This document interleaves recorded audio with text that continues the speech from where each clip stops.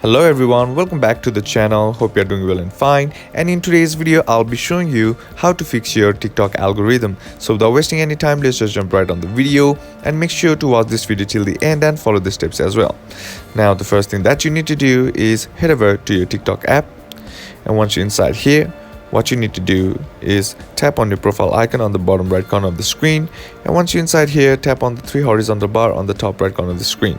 Then tap on settings and privacy, and once you're inside settings and privacy, what you need to do is scroll down, and here under cache and silver you'll have an option that says free up space. Simply tap on that, and now all you gotta do is clear any cache or downloads if they are present in the app.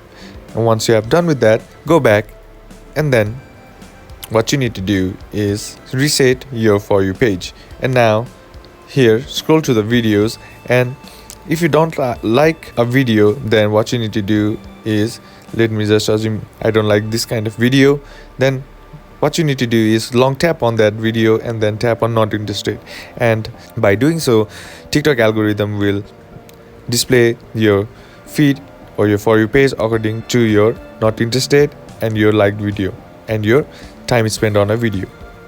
So that's basically it.